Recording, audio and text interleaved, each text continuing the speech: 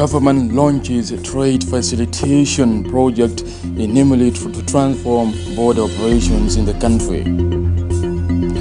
Western Equatorial State traditional leaders urge army civilian separation in the country's new constitution. And the government of Jonglei State revives road construction to improving mobility in the region.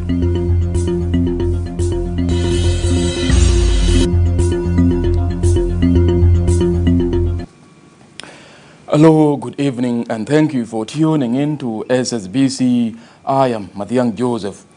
Our news for tonight begins with the Vice President for the Economic Cluster, Dr. James Wani-Iga, commending the role being played by the country's religious organizations in promoting peace, unity among the South Sudanese people. Dr. Iga made the statement during his meeting with the religious leaders from the internal province of the Episcopal Church of South Sudan, led by Most Reverend Stephen Dogolo, Archbishop of the internal province of Amadi. Dr. Iga assured them of the government's commitment to working closely with the churches to promote national unity and reconciliation. The church leaders in return congratulated Dr. Iga on his political comeback. We have come to greet him, to pray with him, but also to congratulate him for his reappointment as the Vice President of the Republic of South Sudan. We took this opportunity to also come and appeal for peace in the internal province of Amadi. We are a peace-loving community, peace-loving people, and we want peace. The National Minister of Health, Sarah Equatorial, encourages South Sudanese women to embracing forgiveness and take the lead in advancing the national peace and reconciliation agenda for lasting stability in the country. Sarah made the call while addressing a peace forum organized by the Baragazal Women's Union. The forum urges women in the region to stand firmly behind the government in restoring stability nationwide. The National Minister of Youth and Sports, Mary Nawai Martin, acknowledges the significant contributions played by the women during the liberation struggle and in the country's independence. فالوحدة هي مهم جدا، الوحدة بالعمل، الوحدة ما بالكلام، والشغل اللي قاموا به الأخوات بيهوش اللي بوحدنا. احنا ولاية قبة الغزال ولاية بتاع السلام وولاية بتاع أمان، وخلينا احنا نكون نموذج لكل جنوب السودان، فخلينا نجيبوا سوا مع حكومة بتاعنا مع رئيس بتاعنا مع كل الريادات العليا من أجل السلام وأجل وحدة في البلد، فخلينا احنا نجيبوا مع بعض في المحل اللي هسه أنا فيه كوزارة الصحة. أنا دير انتوا تجيبوا معي في شغل كتير. When our men were fighting, you were there with the children. You were there preparing food for the men in front line. You were there nursing the wounds. This is a great job. When we were voting for the independence of this country, women vote 99.5, which means we brought this country, South Sudan. As women, let us stand to speak about peace. Peace is very important for all of us, because without peace, we cannot educate our children. Without peace, we cannot have health facilities in place. Without peace, we cannot cultivate and produce food. Lazim, we have to be. The governor of Central Equatorial State, Emmanuel Adil Anthony, has picked up from where his predecessor left off by attending Sunday services to disseminate messages of peace and reconciliation. His Eminence Cardinal Stephen Ameyo Martin Muller called on Christians to live a life of simplicity that is pleasing God. Governor Emmanuel Adil reaffirmed his readiness to working closely with the church to promote peace, unity, and stable security across the state.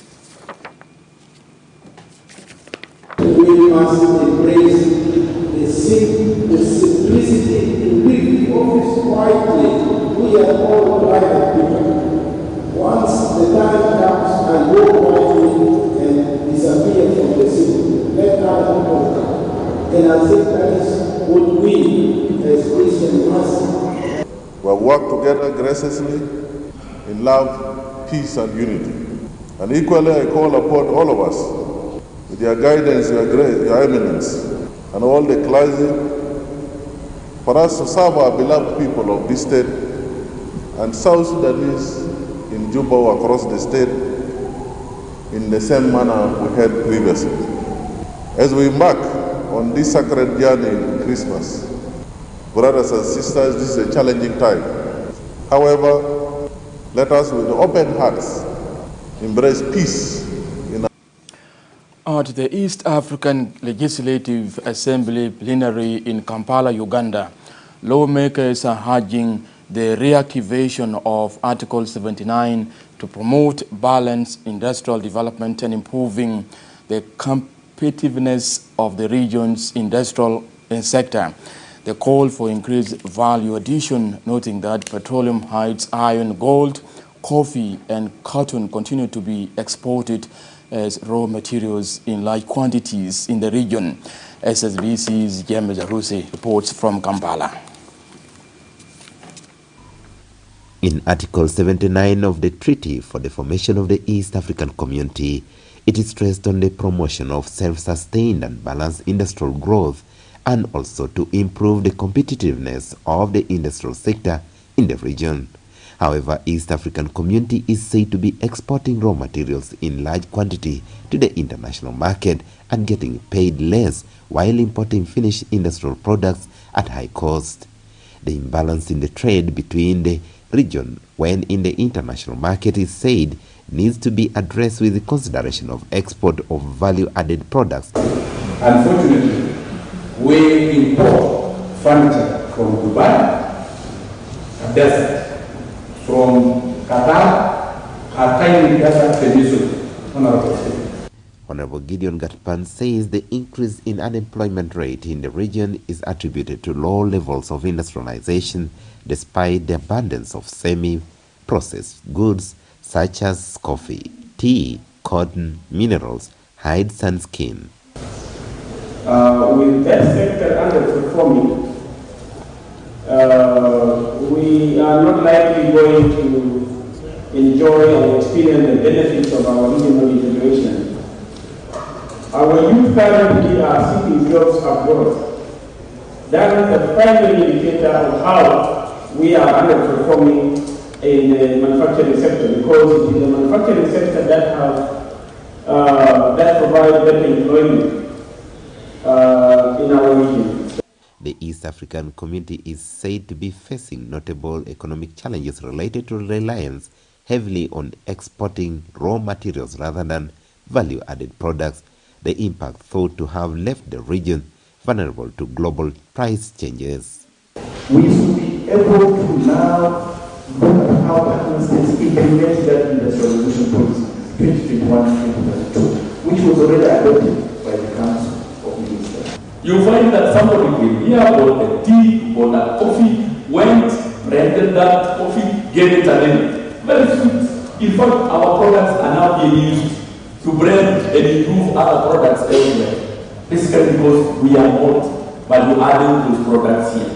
Members of the East African Legislative Assembly say the Council of Ministers needs to look onto the situation to see that the region becomes fully independent and able to export value-added products to the international market. But the challenge has been the market. Many of our citizens, even here when you look at us right now for speaker, the men are putting on suits and the ladies are also putting on dresses. It's very few of these items are made in East Africa. If you go to the shop, before you buy a shirt or a dress, you say, what is made? Is it made in Italy or where? If the item is made in Uganda, you are already suspicious about the quality. A new chapter for cross-border trade is unfolding at the Nimuli one-stop border post. The South Sudan Revenue Authority, in collaboration with the United Nations Office for Project and other development partners, launches a trade facilitation project aimed at transforming border operations. The program features climate-resilient infrastructure, women and youth market, modern customs automation systems, and improved sanitary inspection services. Speaking at the launch, the Deputy Commissioner General of the South Sudan Revenue Authority, John Madink, says the one-stop border post project will strengthen the economy and easing trade between South Sudan and the neighboring countries, including Uganda. Normally, border, as you are all aware, is considered to be the busiest border in South Sudan. Also, is the important land border to us as South Sudanese in terms of trade. Gender authorities have taken a proactive move in combating GBV by expanding technical and vocational education and training program as an approach aimed at reducing gender-based violence in the country. As part of the 16 days of activism, more than 30 women are being engaged in technical skilling programs in the country. SSBC's Abate Simon Godo reports.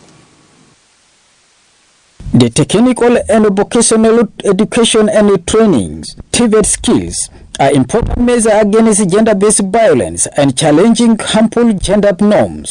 The director of TVET in Central Equatorial State Government, Samuel Lasso, said TVET programs equip women with the job-specific skills that meet labor market demands, increasing their employment opportunities and earning potentials. We want to see that we eradicate poverty through TVET education. Also, the third objective is the economic objective. And we have the social objective put together so that we're able to regulate again from the bondage of poverty. The country representative of Menoni Central Committee, MCC, Nkizi Susan, affirms that they are aiming at improving financial security to narrowing the gap of economic violence in the communities. We pray that that startup machine will be productive in their lives, not only them as we have learned, but also to their families and to their communities. We believe that the knowledge they've got, it's not only going to sit with them, but they are going to grow a bigger community. It's going to be a multiplier effect. The director of Women Empowerment Program, Aikoro Florence, calls for funding to enable them to promoting decent work that can elevate women's employment prospects and social protection. Some of them are widows. So community says you are not supposed to go out, you are supposed to keep in the house. So this has been some of our problems, and we hope that slowly the community is changing. As their life has changed, higher girl, we shall also girl the higher of our communities, and then they allow the women freely to come to class and acquire new economic skills for their survival.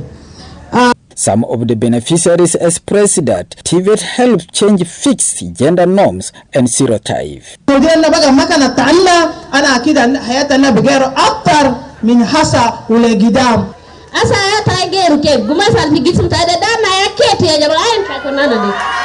loves understanding such that this project extends, and we have so many women who need to benefit.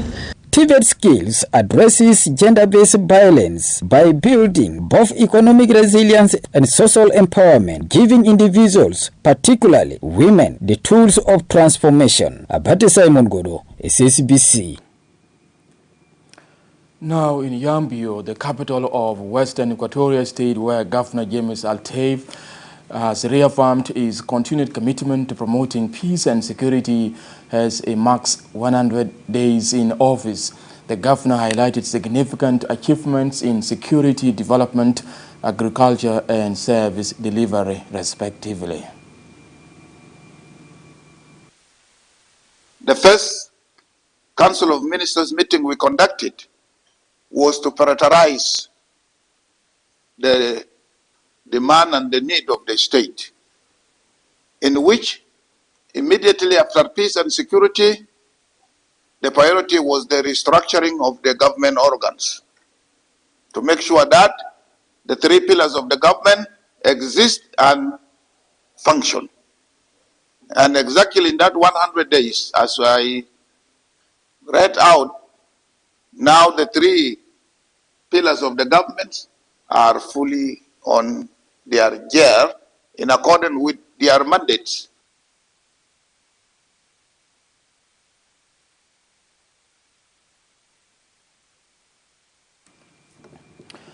The governor of Unity State, Justice Riek Bimtop, is encouraging young people in Unity State to prioritize education as a key pathway to sustaining their livelihoods and advancing the development of the state. He made the remarks during a meeting with the Unity State Graduates Union, where both sides discussed partnerships in peace education and health. Discussions underscored the importance of collective responsibility to support communities emerging from years of conflict and displacement. The union's president, Yol Manyang Riek, stresses that educated youth and professionals have a vital role to play in building a peaceful and progressive society. The discussion focused on strategic areas of partnership aimed at fostering unity among all leaders and communities of Unity State under the stewardship of His Excellency the Governor, Justice Riek Bimtop. The Union underscored the collective action, mutual understanding, and strengthened collaboration are essential for consolidating peace, ensuring that it benefits every citizen of Unity. Now turning to the ongoing constitutional consultations across the country, organized forces have shared their views during the public engagements in the constitution-making process. Their discussion focused on key constitutional issues, including the tenure of the president, equitable resource allocation, accountability in governance, and the unification of the National Army. Speaking at the close of the session, Augustine Enes Remo, deputy head of the NCRC Central Equatorial State Committee, stresses the importance of civic education and public consultations in shaping the country's constitution process that reflects the aspirations of the citizens of the country. Brigadier Nial Pon Nial, coordinator of a Central Equatorial State Community Policing, expresses hope that the process would conclude successfully and achieve its intended goals. The idea of civic consultation or civic education and then public consultation is meant by it that you must go through all the people, individually or in their groups. You must meet them and you must throw the constitutional ideas to them so that they can express their views fully on it. I'm happy that with the organized forces we have this day done that particular exercise in a very successful manner. I believe we contribute our opinion. At the end of the day, we will have a smart constitution for this country. So I thank you for that, what you have done. We hope this constitution or this forum will gain its goals and will reach and will end at the end. In related development in Western Equatorial State, Yambio, efforts to draft the country's new constitution are progressing rapidly, with the National Constitution Review Commission recently holding inclusive consultations in the state. The NCRC team carefully considered the demands of numerous stakeholders for the nation's supreme law. SSBC's Stewart Abogo reports. The National Constitutional Review Commission held productive consultation with traditional and community leaders of Western Equatorial State. The leaders provided several crucial inputs they want included in the new constitution. Key among these are the need for a clear separation of the army from civilian life.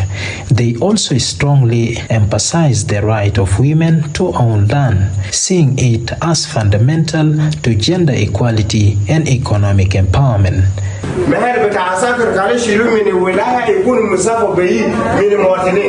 فحاجة لازم كده يكون هناك في الدستور إنه حتى مرة في كلام الدكتوراه 30 سنة دي كلام اللي بدأ يكون باقي هاي ممنوع تجنيد لفرناس عسكرية في السودان.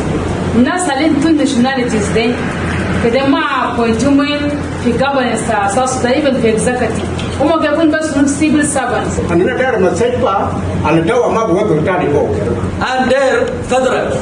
أصلاً كيف حاجة التاتين ده بيكون كبير يلا الكبير ده نبودي له حكومة هناك. So أنا داير حكومة فدرالية نقدر أمو. In a separate session, the National Constitutional Review Commission team consulted interfaith groups. This diverse collection of religious leaders stressed that the constitution must act as a protective shield for every South Sudanese citizens, regardless of their background or belief. Our constitution should protect any South Sudanese.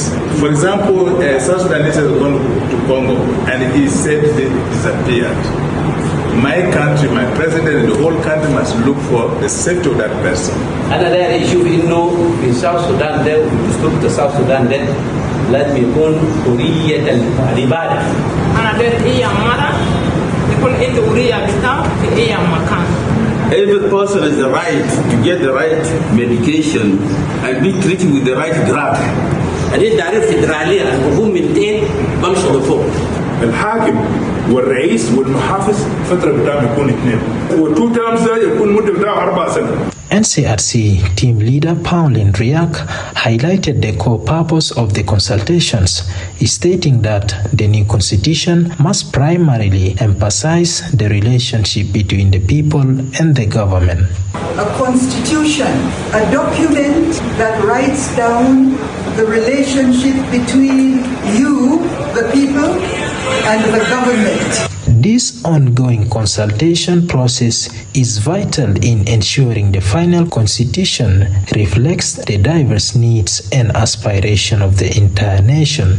For SSBC News, Stewart Abugola Subare. Still in Yambio, the National Constitutional Review Commission continues its nationwide consultation drive, engaging state officials, civil society organizations, youth groups. Participants stressed the need for an independent judiciary and a leaner government in the country's constitution. Stewart Abugo reports.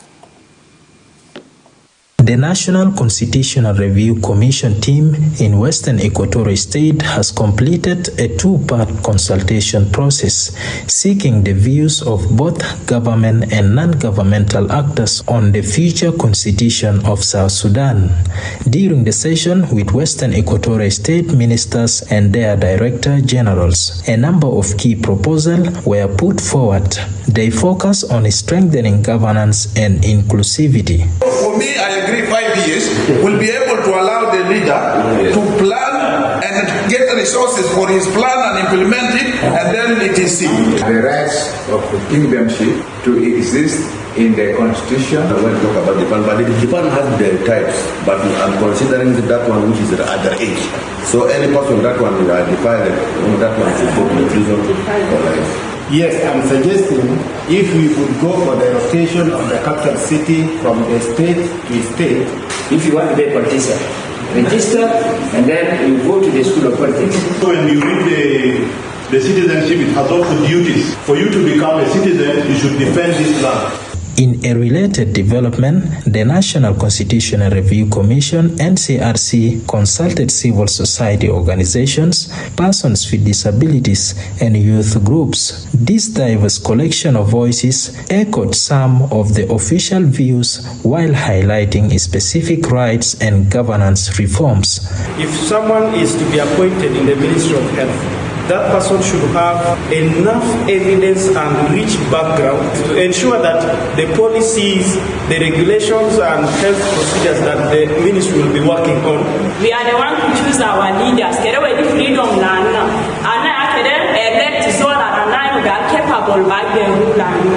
So the issue of people with disability, I would like to talk about it, and I put it beside that resources. So within the resource, that amount, which will remain from that 50%, 5% should be allocated to people with disability in the state. The issue of 5 vice presidents, they are pushing too much. Better 1 vice president. There are people who are being protected, not the citizen. So we need to be protected. This is our right. So we want a system where the judiciary is independent. Anybody from Singapore and above is qualified to be the MP for his own constituency. The path to a new constitution is a truly collective effort. For SSBC News, is Stewart Abugola Soba reporting. Now crossing over to Warabe State, where a delegation from the National Constitutional Review Commission conducted civic education and public consultations in Goreal West County, Warabe State, as part of the ongoing country's constitutional making process. The session brought together community leaders, youth, women groups, local authorities to share their views on governance and social issues for the permanent constitution of the country. County Commissioner Victor Wekor says the people are committed to ensuring their concerns are reflected in the final document. Paramount Chief Peter Ngor Mao called for reduction of what he termed as a Balaki government structure, highlighting issues like citizenship and land ownership. Meanwhile, the youth chairperson John According urges the commission to address cattle raiding fueled by high dowry demands in the region. Today, our people, chiefs, use all 8 department, organized forces who are here in Ugarwe are participating in this crucial meeting. And the people are there, they are happy to get the message of constitution from national government. We have had the issues that are challenging us in areas of lands, in areas of governance, the structures, the citizenship, the education, and then the issues of borders. The issues of borders, we suggest and we have added our concern. One of the causes of the conflict in South Sudan is the unfair employment. We recommended that the government of South Sudan, from the national to the grassroots level, may take. Crossing over to Bor, the capital of Jonglei State, where the government resumed road construction to improving the movement of people and services in the region. SSBC's Mario Seleman reports. Government of Jonglei State is shifting gradually to development programs in the region. This venture started with hard work for mitigating flooding in the region and now to constructing feeder roads across the 9 counties in the state to connect commodity producing areas with market centers. Accordingly, the state administration has launched work in Jalai Payam of Bor County on constructing 422-kilometer feeder roads. The road project is to be implemented by the United Nations World Food Program in collaboration with the National Ministry of Roads and Bridges.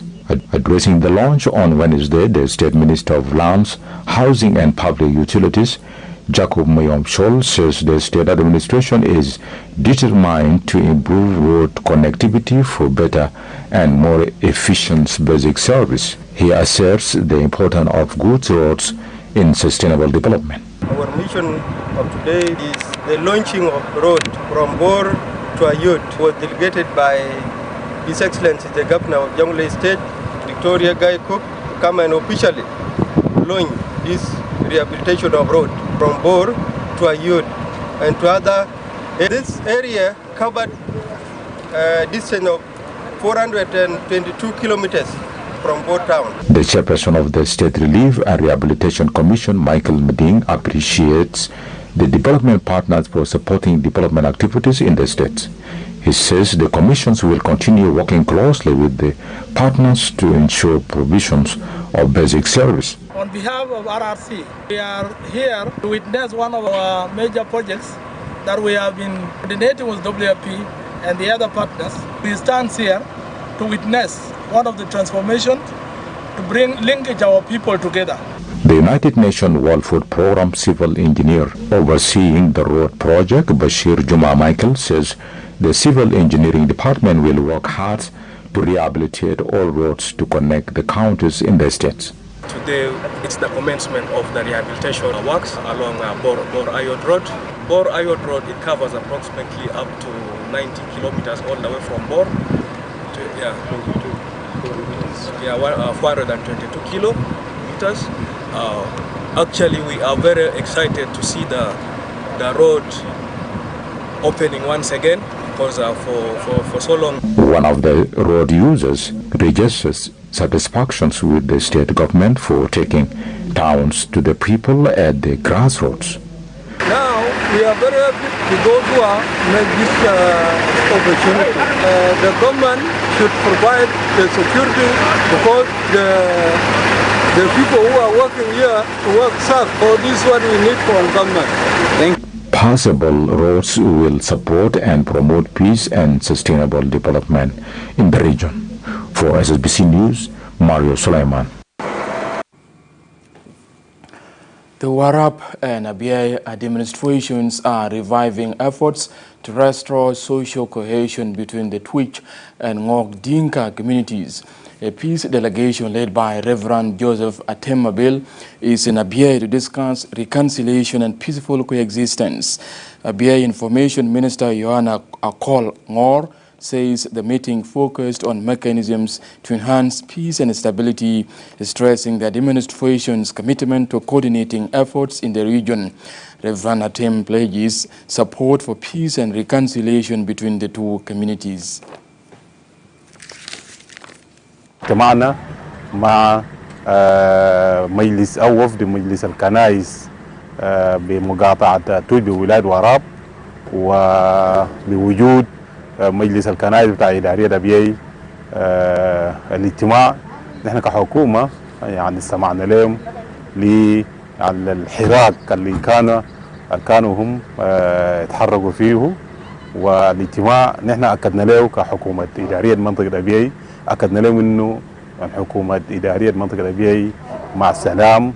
Our message was so clear that as the church, we would like to build the peace-building trust to be the bridge whereby the two communities, sisterly community, will pass through it, that is Abiy and Twitch.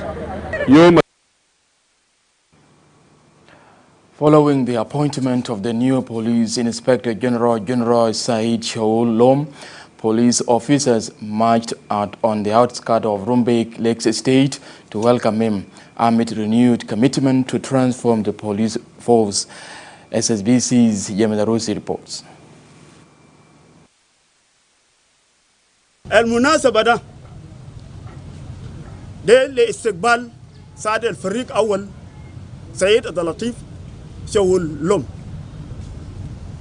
العين قريب ده كأجي في جديد لقوة الشرطة في جمهورية جنوب السودان. فنحن كقوة الشرطة ولا بهرات عمل ده حاجة ده يكون خاص بالنسبة له. Central Equatorial State Information Minister, in collaboration with the Salam Junub, organizes capacity building training on the role of media in the community and the constitution-making process at the county headquarters during the closing session. Nyarsuk Patrick congratulated the participants, reaffirmed the ministry's commitment to supporting them, urges them to combat misinformation to prevent community conflicts. Terekeka County Commissioner Samuel Loku Lado encourages parents to enroll their children in school to reduce illiteracy and praises participants for their active participation. Beneficiary Asunta Paul says the training will promote peaceful coexistence, improving educational welfare, and ensure the accurate flow of information in the county. This is not just about training. It is a strong demonstration of our shared commitment to empowering communities through improving access to information. Your efforts in response to the critical need for relevant and credible information, especially in remote areas, such as the vital role played in strengthening peace, development, and civic engagement across our state, is recognized. هدف تاعنا أصلا بالتريننج ده نقدر وصل بمستوى الناس كله فوقه. عشان كده تكون باين إنه كان قال في تريننج الناس بيجا كله بسيو بيوت ركبوا سيبوا الناس بيجا ده لأن الناس الدنيا لحاجة كويسة كده. وعشان كده إنه ده تشجيع إنه تشجيع إنه سلام جنوب باقي partners تانيين ووزارة إنه شاف تركيكا محتاجين لحاجات كتير يجعل كويس من ده. مرتسدي في راديو الجيجي في تركيكا ودربنا محلي أصلاً يا بارو مشاكلات تنا في محل تنا إني أصلاً بقدر كمان أعمل توعية للناس تنا بالكاسة بلتنا تركيكا هنا عندنا مشاكل كتيرة توعية سديد في كلام تمدرسة.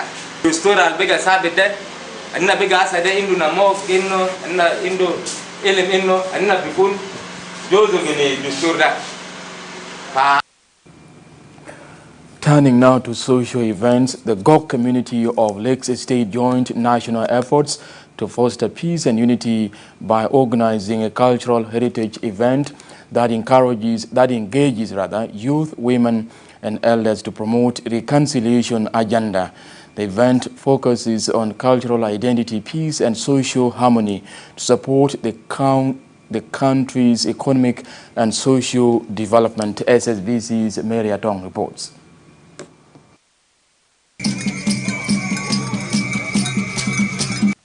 A call to showcase rich cultural heritage dominated this eye-opening cultural event of the Gok community from Lake State, Chebet County. The Gok community in Juba is determined to contribute to unity and reconciliation by engaging youth, women, and elders in activities that promote cultural identity, peace, and cultural harmony for economic and social development.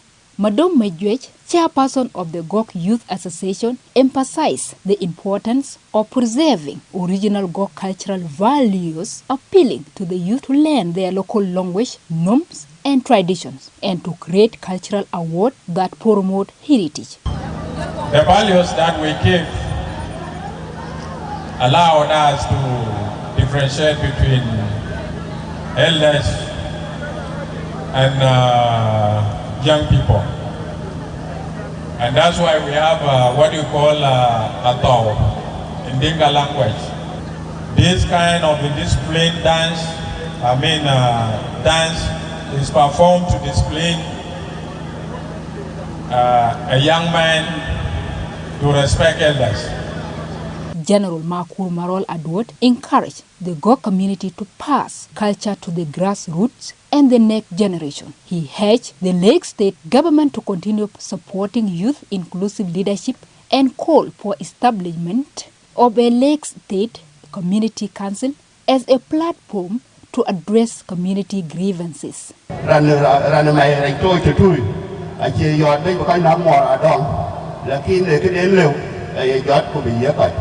tong monjang yu po pa ki atong monjang pa ena na god tong monjang agot ayagat dog tong gok.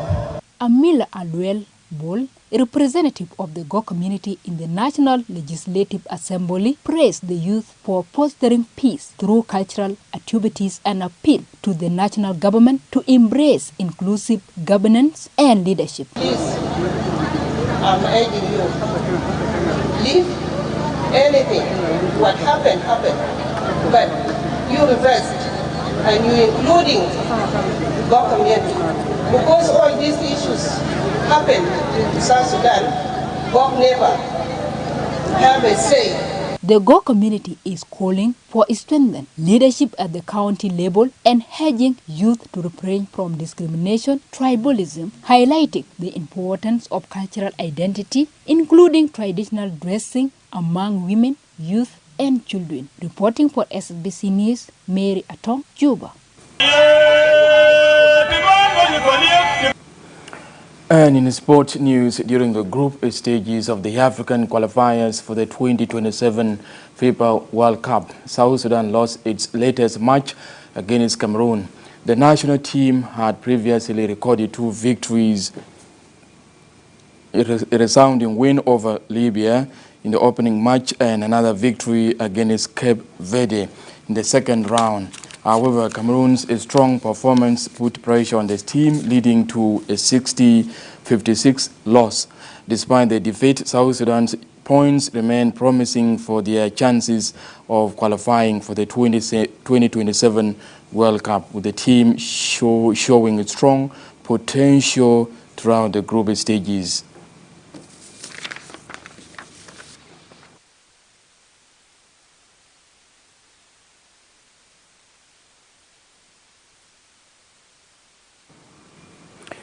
That's it from me and the team. I am Mathiang Joseph, and thank you for tuning in.